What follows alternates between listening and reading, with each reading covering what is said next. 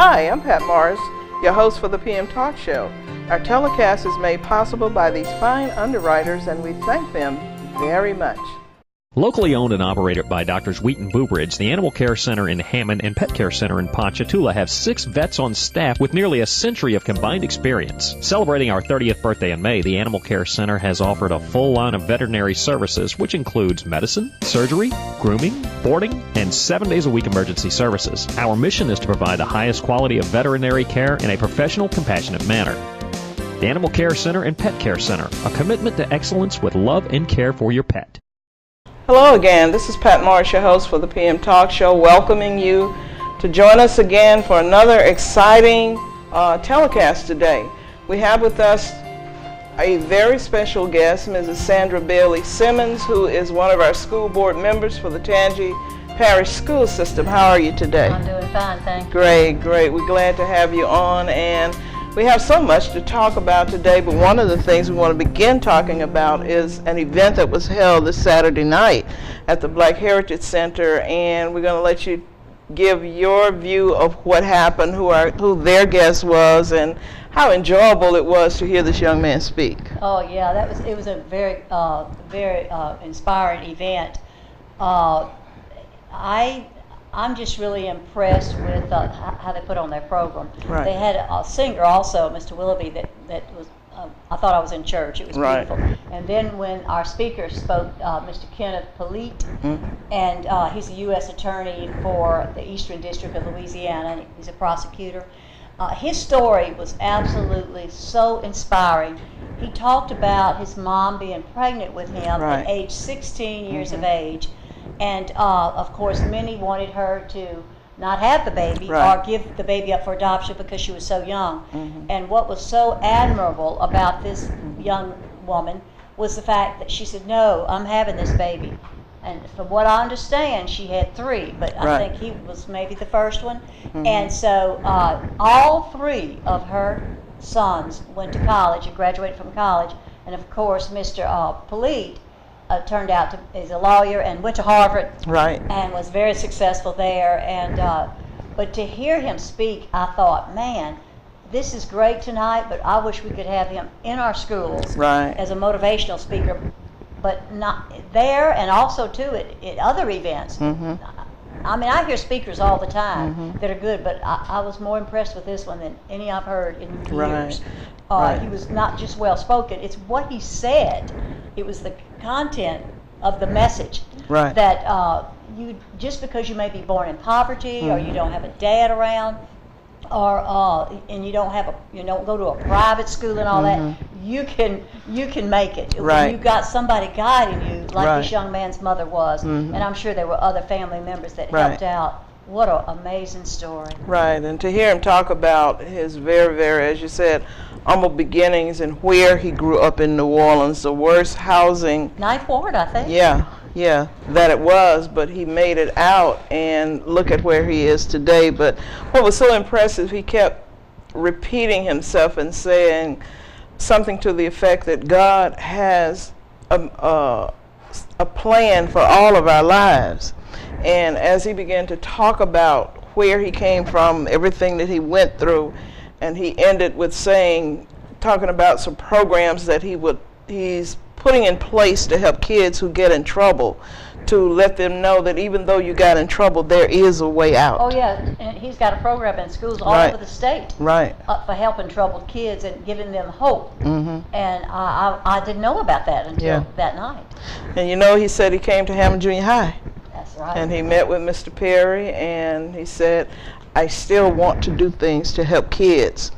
I want to do things to help kids, and I'm going to help things, and including businesses, and asking them that if these kids get in trouble, they graduate from high school, at least give them 2 years of work to give them an opportunity to say, I can be a taxpayer, as opposed to the taxes paying for me. Well, I think if I'm not mistaken, he mentioned kids that had been incarcerated, maybe, or in trouble Right. at one time, and they get them out and they work with them, and then say, could you give them 2 years? Of course, if they do something again that's not legal, they Right. can't keep them. But to give them that chance, because so many of them do get out of the criminal aspect in their life, and then when they come back, it gets worse because there's nowhere to go. Right. I thought that was so impressive, Right. and I'm glad you brought out the Christian aspect in his life too, because obviously, you know, from what he said, he had a God-fearing mother that was led by the Lord, and he, in his life, Right. was led by the Lord to do what he's doing. And you know, there's a scripture when you were speaking that came to my mind in Philippians. It says, "He works in you to will and to do His good pleasure." Right. So he had worked in that mother to do God's good pleasure, thus resulting in 3 sons Right. doing God's pleasure also. Right, and that's amazing, isn't it? It is That's amazing. really amazing, and it's a perfect example of what a person can do if your heart and mind is set on doing the right thing. When you let God lead you, you just can't miss. You can't fail. Right. You were saying that it would be good for him to come into the schools. What do you think about him maybe being a guest speaker at one of our graduations at Southeastern? Oh, I didn't even think of that. That would be Yeah. tremendous. Yeah. Oh, yeah. I mean, I think that he'd have a large audience there, and he'd have kids that could turn their lives around because of this Right. man's motivation. Right. Yeah. And that's what we try to do is to help kids see that there is an alternative to things that you feel that you have to do that's not necessarily the right thing to do. There is an alternative, but you need to know that if I'm going to get the help, I need to do the things that I need to do. So a lot of times when you hear testimonies like Attorney Polite, U.S. Attorney Polite, then it should encourage kids that if he could do it, then I can do it too. That's right, too. And, you know, also coming to my mind while you speak is I'm at the Juvenile Detention Center in Florida Parish on Sunday mornings, and oh my gosh, everybody needs to be there one time to see the heartache. And these kids, some of them are 10 years old, and when they get out, they come back, a lot of them, because there's no place to go. Right. There's no place to turn, and their parents might be incarcerated or on drugs or whatever. It's a real heartbreaker. But I got to thinking while you were speaking, wouldn't it be something if I could get a hold of him to get him to come there? And I know they would really welcome him speaking to the kids, about 60, 70 kids there. Yeah. Yeah. That would really mean a lot to them. Well, it might be something we can help you work on. That's right. In getting him there, because certainly his heart is in the right place, and with his heart being in the right place, then we need to utilize that, because he said he's there to help. And that means that some weekends maybe he can. And I realize his schedule is busy, but when you have a person whose heart is as steadfast as his is and wanting to help, he'll make a way. So that leads me into this segue. I'm pretty sure that Florida parishes can use some volunteers. Pat, I'm so glad you brought that up. Last Sunday, the Sunday before last, I was the only one. Okay. And I could only see 2 groups of kids. You have to see them in groups, and 15 or so in a group, and then you move to the next group where it was just me. So I only got 2 groups, and it's about 6 or 7 groups. Okay. And so the others didn't get Sunday school, and it's really hard. I do have some faithful workers, but sometimes they can't be there. Yeah. But I need many, many more. And they can call me with my contact number that will be given out today, and I can tell them how they can get involved in this place. Okay, because we are our brother's keepers, whether we admit it or not. That's we right. really are our brother's keepers, and if we can turn the life of a child around, then I think it's incumbent upon us to do so, as Attorney Polite has done, as Mrs. Simmons is doing, and so many others that in different places do the same thing, because at the end of the day, it's about the children. That's right. And what's going to be good and for you know, them. Pat, that's one of the reasons I went in education, because I had a real hard home life. And but by the time when I got to be 13 years of age, there were a couple of coaches at Hammond High. The 8th grade was at Hammond High then, and they took an interest and began to believe in me and helped me to believe in myself. And it was a turnaround in my life. And that's why I wanted to be an educator, to be able to help give hope to kids that come from bad situations. Right. And it really hurts your heart when you have compassion for kids who are in similar situations, to hear their story. I was sharing with someone, I was at the library with board member Anderson last week, and there were some kids in there, and I just interact with kids when I see them. How you doing? You ready for school? You're excited about it? And there was this little young man there, and he was just sitting down, and I asked him, how old are you, son? And he told me 11 or 12. I said, what grade are you in? He said 3rd grade.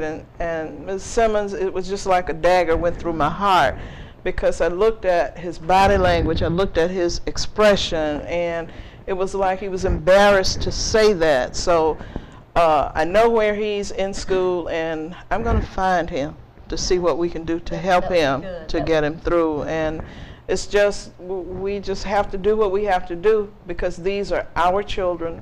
These are our community people who need help. And in Tangipahoa Parish, and if we would all just pool our resources, whatever they are, our talents, and bring them together, we can turn a whole generation of kids around. That's right. And you know, Pat, too, that's only one child out of hundreds and hundreds. Right. But you know, it takes you back to the starfish story of the young man that was throwing starfish back into the ocean one by one, and a man came up and said, "Why are you doing that?" He says, "Well, I saved his life." He said, "But there are hundreds and hundreds of starfish. You can't save all of it, all of their lives." He said, "No." And he picked one up and threw it in. He said, "But I saved that one." Right. So when you can be involved in one life, and you know what? When you're involved in turning that life around, he will get involved, or she will get involved in doing something for somebody else one day. Exactly. And it's all paying it back. It's paying it Exactly. forward. Exactly. Well, we're getting ready to go for a break, and if you have any closing comments on the banquet or anything else before we go into our second half. I just want to say, when you miss going to this banquet, you really miss a blessing. Well, it's a lot, too, about not just speakers, but the coming together of the black and the white Right. race there, and joining together in common efforts. And it's also, too, you see those that are running for office, Right. and those that are already in office, as well as just community people. And I met a lovely, lovely lady at the end who just was so encouraging to me. And so it was a real blessing that night. And Yeah. the speaker, of course, was the highlight. It really was. Well, we're going for a break now, and we'll be back with part 2. Shelters are the best places to find a new pet. What a perfectly beautiful little lady. That's where you'll discover healthy, loyal, and loving animals. You little rascal. Eager to become a part of your family. A person is the best thing to happen to a shelter pet. Oh, ladies first. Be that person. Adopt. This is living. Hey, kid. To find out more, visit theshelterpetproject.org.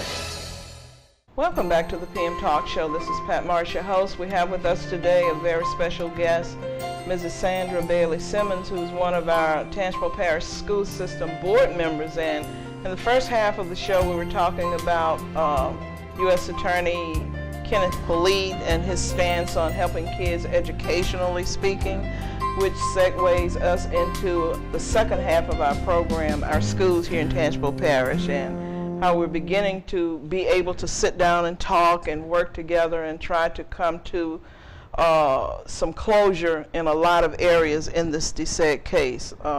We have made some progress, but we yet have a lot of progress to continue. So I'm going to open it up and let you talk about what we're doing now to see some closure put in all of this. Yeah, you know, I've quoted scriptures again because that's where I come from, but there's a scripture that says there's safety in a multitude of counselors, and another one says, "Come, let us reason together." And all through this case, I thought that if we could sit down at the table more often, which we haven't done much at all, just the lawyers meet, didn't seem to be getting too far, because this is 07, and the last round of this, and that's a long time, and I've been there from the beginning. And I feel like that the more we could sit down and talk about what we could see might work as far as the school system, and then what the plaintiffs think would work, and see if we can come together and have some kind of compromise. Yeah, and that's something that we always contended, that if we talked about it and we could come together and see what would work for us, what would work for the school board side, what would work collectively, because at the end of the day, again, it's about the children and doing what's best for them. One of my favorite statements that I use all the time when I talk to people is that I know one day I'm going to die. Somebody has to carry this work on. When we look at society as it is today, we don't know what's going to happen. We just don't, because it's just trouble everywhere. But certainly our kids deserve an equitable and a quality education, and this is what the MORE case is about, making it equal for everybody and giving everybody the same chance. What are your feelings on that? I think that's very true, and we're just since the beginning, we've seen lots of very positive changes in the system, and it is becoming more and more equitable. We've accomplished a lot. I know we have a long ways to go, Pat, but I think we've come a long ways too. Yeah, we have. I was doing some research. Tulane University does a study for federal courts on desegregation, and I was looking at the number of deseg cases that are still open in Louisiana, and there are 42, maybe 40, and I say maybe 40 because at one time St. Mary Parish had reached their unitary status, but they reverted back to doing what they were doing in the first place, and it's again under the court's jurisdiction. And Wynn Parish, I think they're from under theirs, but we have 42, and inclusive of that is Tangipahoa Parish, and the only thing that report shows is that in 2010, a motion was filed before the courts, which Judge LaMelle approved, Order 876, and right now, the part that we're dealing with right at this moment is Section I, and that's the section where we talk about who's going to go to what schools, what you're going to do to upgrade schools. And we have seen a lot of improvements with those schools, things that needed to have been done and for whatever reason was not done, they're being done now because the kids deserve what they deserve. That's right. And that's to be able to go to school and get a good education. Now, I don't know if I don't want to go into all of the particulars now because agreements have not been reached in a lot of the things that we've begun to talk about, but I have hopes that we will reach that consensus and reach it really soon because, as you said, there's safety in a multitude of numbers, and if we come together and realize it's not about me, it's not about the superintendent, it's not about the board members, but it's about everybody coming together and say, let's do what's best for our kids. When you look at businesses and when you look at what's going on in Tangipahoa Parish, you got the oil industry on the north end of the parish. You have white-collar businesses that's beginning to call us now. You have blue-collar businesses that want to come here. A question was asked of me, why on earth did you pick Hammond to try to do something in where you can set up an example of what a school district would be like? And my response was because Hammond is the largest municipality. Everything flows into Hammond, your airports, your interstates, your railroad, your river, everything flows into Hammond. And these are the types of things that people will look for, whereas on the north end, you have oil companies that's coming in to look for oil, and that means jobs. So if we don't have a trained workforce to fill that job, one of two things will happen. Somebody else will move here to get the jobs, or the companies won't come here at all. So what better way to talk about different programs, if you would, that would help these industries that want to come here? That's exactly right. I tell you what, my heart is really with vocational education, right, industry-based certification for our kids. And of course, you know, when you talk about that, you can't help but talk about Mr. Kevin Crevetta, right, who is just top of the line material in this area at, he teaches welding, you know, and other things at Ponchatoula High School. And he has a real heart for kids that are not going to go to college at all, but they can still go. Right. But those that are not going to, everybody's not just not college material, everybody's just not set up to go. It's not necessarily that they couldn't, because they don't have the mental capacity. It doesn't really mean that. But here's the deal. The other day, you know, in the spring, you know, they came to our school board meeting, and one of the young men, he already, before he graduated, was got to get ready to make $30 an hour right out of high school, an 18, 17-year-old kid. I mean, my gosh. I mean, that ought to tell us something right there. We need to really go in that direction. And dual enrollment for the college bound is tremendous too. I know. And that, I mean, where we can meet the needs of all kids, of all needs. Right, and I agree with you in what you're saying about Mr. Crevetta. I felt that he should be allowed or given the opportunity to set up this VOTEC program throughout the parish, find people who have the skills that can come here to train the kids on what to do. And when the big companies come, well, you can present this. This is the workforce that we have, and they are fully trained, they're certified, and we can have them right here becoming tax-paying citizens. When you talk about the dual enrollment program, that was something from Hammond Junior High that Mr. Perry was doing. And in doing so, he and Mr. Troxclair had collaborated together to prepare kids from Hammond Junior High going into high school, having taken advanced courses in English and math, so that when they got to Hammond, got to the 9th grade, they could start taking 10th grade courses. Mr. Troxclair, in turn, had collaborated with Southeastern to make sure that kids who wanted to go to school there could possibly go in and from having taken college prep courses and start out as sophomores, which means you got an early graduation rate, which means your cohort rates are going to go up, which means that person could literally graduate from college a year early. So these are the types of things that we're working towards, and how do you feel about that? Oh my gosh, you know, here comes another scripture. While you're talking, they keep coming to me. My people perish for a lack of knowledge. Right. And I know that he's talking about biblical knowledge and all, and scriptural things, but also I think he does mean that we need to know things to be able to make something of our lives, in our lives. And I feel that also too, you know, my heart's always been with the underdog or and the dyslexic individual, but also I have also worked with parents whose kids were bored because they're gifted, and they need to be able to take advanced courses, like you said, in Hammond Junior High.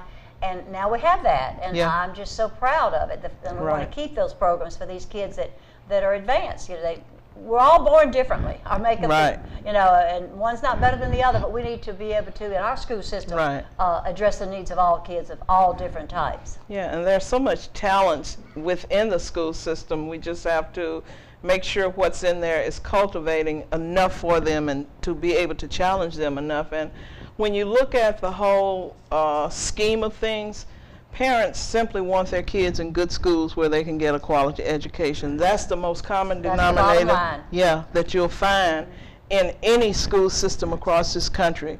Give my child an equitable education so that they can go out and compete with other people, with other countries, because you never know where they're going to end up living, and they need to be prepared, and that's what it's about. And you know, from a school board member's perspective, I'm so privileged to be able to walk in these schools, and I see in so many of them the principals and the teachers.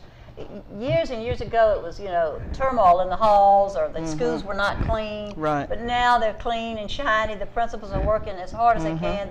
The teachers are there all during the summer. Right. They're not off all summer. Right. They're doing something off and on all summer, and on weekends, and that means a lot. And I want to say this other thing. I was talking to a board member on the phone the other day, and this person said, you know, we need buildings and structure and this and that and the other. I said, but you know, the real thing is the programs that we can adapt to help these kids, whether it's for those that are dyslexic or those that are average or those that are above. It's the programs, because we started out with a one-room schoolhouse, and it was working, but it's a dedicated teachers, committed teachers, and all of us working together for the betterment of our kids. Right, and I want to commend all of the teachers, all of the administrators and principals for coming together and seeing what's really needed. As far as the buildings are concerned, the judge has asked that something be given by the system that would tell which would prioritize the most in needing to be fixed, and I'm sure that they're working on all of that. But the bottom line is putting programs, putting things in place for our kids to do what they need to do when they become adults, because if God should delay his coming, they are going to grow up, and they're going to need an education, and they're going to need to know how to take care of their families. And in doing so, and thinking about what you were saying, I was thinking about the young man who has dyslexia that you worked with at Hammond Junior High last year, and just give the audience a little shout out to him and how he succeeded. And I won't call his name and all, but you know, God very clearly directed me to the Hammond Junior High that year, and what a blessing to work with this young man. Oh my gosh, of course they love him at that school, but severely dyslexic, but I mean 4.0, aced the LEAP test, going to Hammond High, going to go into ProStart. Right. And what a gift and what a joy and what a pleasure it was working with this individual at this school. And his needs were definitely met at that school that year. It was, and I'm thankful to God that you listened to God and went there because he had him there for you. So congratulations to him, and we wish him all of the best throughout the rest of his school year because we know he will do well. Are there any closing comments that you'd like to give at this time? Well, I just want to say school's beginning, and I want to just inspire and motivate the parents to give it all you can to make sure your children are prepared to go to school, and Right. that they have the right nutrition, and that you work with them with their homework and give it all, because this is important. I mean, this is their future Right. that we're looking at. So I just want to encourage parents on that note. Right, and we want to do the same thing. I was talking to my oldest grandson yesterday, and he said, "Grandma, I can hardly wait for Thursday. I am so ready to go to school." On the other hand, I was talking to my youngest granddaughter. She said, "Oh, no, Grandma, not school, not school." But we had a good laugh about it, and she said, "But Grandma, I am smart, and I'm going to learn everything because when I grow up, I want to be just like you." And I said, "No, baby, you want to be better than me. You want to be better than me." Well, my grandson came last night showing me his new shoes and supplies and everything. He's excited too. He goes to Hammond Westside, 6th grade. So he's excited about going back. So that's a good thing. Right. Well, we want to encourage you, children, to do the best that you can. If you have any problems, talk to your teachers about it. Talk to your principal. Talk to your parent ultimately about it. And make sure that you get what you need in your classrooms. Listen to your teachers. Do your homework, get to bed early at night, and get off the video games, but get in the books because it's crunch time now. Well, this is Pat Marsh, your host, thanking you again for continuing to join us. We want you to continue to remember that knowledge is powerful and it does matter. Have a great week. Thank you, and God bless.